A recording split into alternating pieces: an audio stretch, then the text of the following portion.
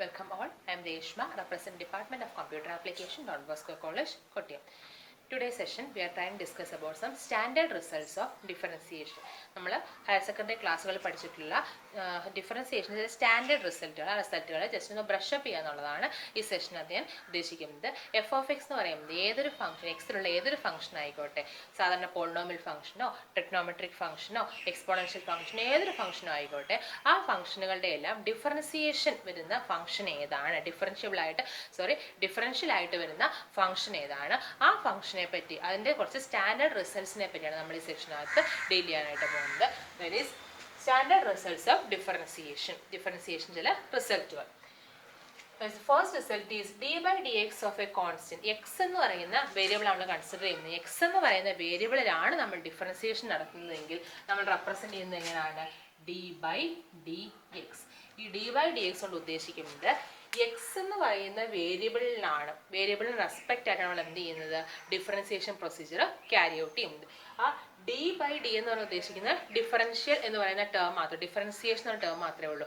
അവിടെ നമ്മൾ ഡിഫറൻഷിയേറ്റ് ചെയ്യുന്നത് ഏത് വേരിയബിളിന് റെസ്പെക്റ്റ് ആയിട്ടാണെന്നത് എവിടെയാണ് സൂചിപ്പിക്കുന്നത്?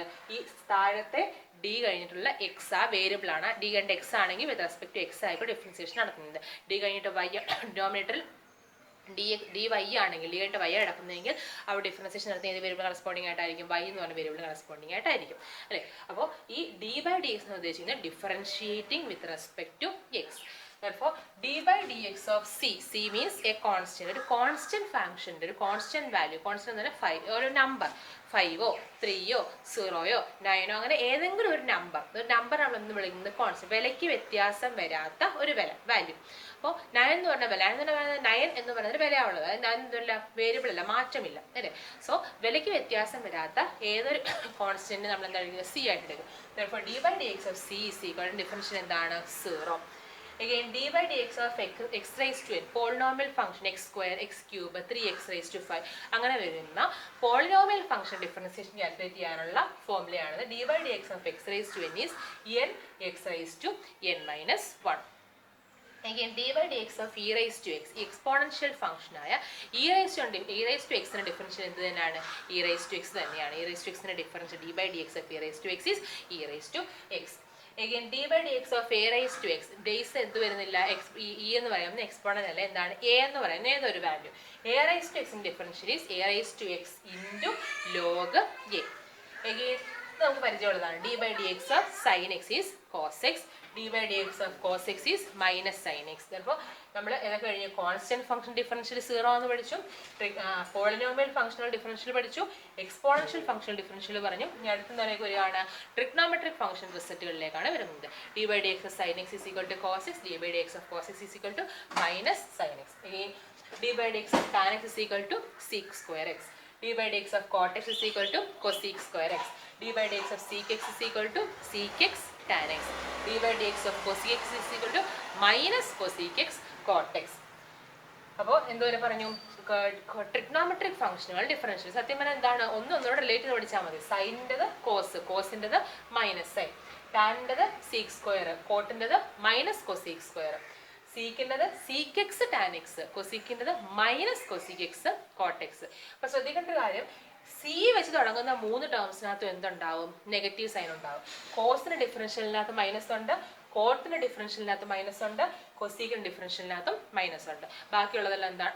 പോസിറ്റീവ് ആയിരിക്കും. സോ ഇത്രയും കാര്യങ്ങൾ എന്താ? Trigonometric function differentiation result. Again, d by dx of log x is 1 by x. Logarithmic ഫംഗ്ഷനെ സംബന്ധിച്ച് log x എന്ന് പറഞ്ഞ ഫംഗ്ഷനെ സംബന്ധിച്ച് ഡിഫറൻഷ്യൽ എന്തായിട്ട് ഈസ് 1 by x. അഗെയിൻ, ഇനി അടുത്ത് നമ്മൾ പറയാൻ പോകുന്നത് ഇൻവേഴ്സ് ട്രിഗ്നോമെട്രിക് ഫംഗ്ഷൻ. നമ്മൾ +2 ക്ലാസ്സുകളിൽ നമ്മൾ ഇൻവേഴ്സ് ട്രിഗ്നോമെട്രിക് ഫംഗ്ഷൻസ് വരെ പഠിച്ചിരുന്നു അല്ലേ. അപ്പോൾ ആ inverse trigonometric function differentiation result നമ്മൾ ഇവിടെ പറഞ്ഞു നിർത്തുകയാണ്. That is d by dx of sin inverse of x is 1 by root of 1 minus x square. d by dx of cos inverse of x, അത് പ്രത്യേകിച്ച് വേറെ ഒന്നുമില്ല, സൈൻ്റെ ആൻസറിനകത്ത് എന്ത് കൊടുത്താൽ ഒരു മൈനസ് വാല്യൂ കൊടുക്കുന്നതേ ഉള്ളൂ. That is d by dx of cos inverse of x is minus 1 by root of 1 minus x square. അതായത് sign ഇൻവേഴ്സിന്റെ differential അറിയുമ്പോൾ ഓട്ടോമാറ്റിക് നമുക്ക് എന്ത് എഴുതാം? കോസ് ഇൻവേഴ്സിൻ്റെത് എഴുതാം. സെയിം ബാക്കിയുള്ള ഗുണക്ക് തന്നെ. dx of tan inverse of x എന്ന് പറയുന്നത് 1/1 plus x square ആണെങ്കിൽ dx of cot inverse of x എന്തായിരിക്കും -1/1 plus x square. Again dx of sec inverse x എന്ന് പറയുന്നത് 1/x in the root of x square minus 1 ആണെങ്കിൽ dx of cosec inverse of x എന്ന് പറയുന്നത് -1/x in the root of x square minus 1 ആയിരിക്കും. So ഇത്ര റിസൾട്ടുകൾ നിങ്ങൾ എന്താ പറയുന്നത്, ഈ റിസൾട്ടിൻ്റെ ഡയറക്റ്റ് ആപ്ലിക്കേഷൻ ആക്ച്വലി നിങ്ങൾക്ക് സിലബസിനകത്ത് പറഞ്ഞിരിക്കുന്നത്. പ്രത്യേകിച്ച് നമ്മൾ ഇതിൻ്റെ പ്രൂഫ് ഒന്നും നമുക്ക് പഠിക്കാനില്ല. ജസ്റ്റ് ഇത്ര റിസൾട്ടുകൾ നിങ്ങൾ പഠിക്കുക. ഈ റിസൾട്ടുകൾ ജസ്റ്റ് ഡയറക്റ്റ് ആയിട്ട് എന്ത് ചെയ്യുക, പ്രോബ്ലത്തിലേക്ക് അപ്ലൈ ചെയ്യുന്ന രീതി. അത് റിസൾട്ട് പഠിച്ചതിന് ശേഷം നേരിട്ട് dx of c എന്നുള്ളടത്ത് dx of sin x എടുത്ത് കണ്ടു കഴിഞ്ഞാൽ എന്തായിട്ട് എഴുതുക, cos x ആയിട്ട് എഴുതുക. dx of log x എടുത്ത് കണ്ടു കഴിഞ്ഞാൽ അവിടെ റിസൾട്ട് എന്തായിട്ട് എഴുതുക, 1/x ആയിട്ട് എഴുതുക. അപ്പോൾ അങ്ങനെ ആ റിസൾട്ടുകളെ ബൈ ഹാർട്ട് പഠിച്ചതിന് ശേഷം അതിന് ഡയറക്റ്റ് ആപ്ലിക്കേഷൻ മാത്രമേ ഇവിടെ വരുന്നുള്ളൂ. നിങ്ങൾക്ക് ക്വസ്റ്റ്യൻ പേപ്പറിൽ അല്ലെങ്കിൽ യൂണിവേഴ്സിറ്റി ക്വസ്റ്റ്യൻ സിലബസിനകത്ത് നിങ്ങൾക്ക് സ്പെസിഫൈ ചെയ്യുന്നുള്ളൂ. സോ ഇത്ര റിസൾട്ടുകൾ നിങ്ങൾ എന്ത് ചെയ്യുക, ബൈ ഹാർട്ട് എഴുതി പഠിക്കുക. ഈ തന്നിരിക്കുന്ന റിസൾട്ടുകളെല്ലാം ലെക്ചർ നോട്ട്സ് ആയിട്ട് എഴുതി എനിക്ക് ഹോം അസൈൻമെൻ്റ് ആയിട്ട് നിങ്ങൾ പോസ്റ്റ് ചെയ്യുക. So that's all for today session. Thank you.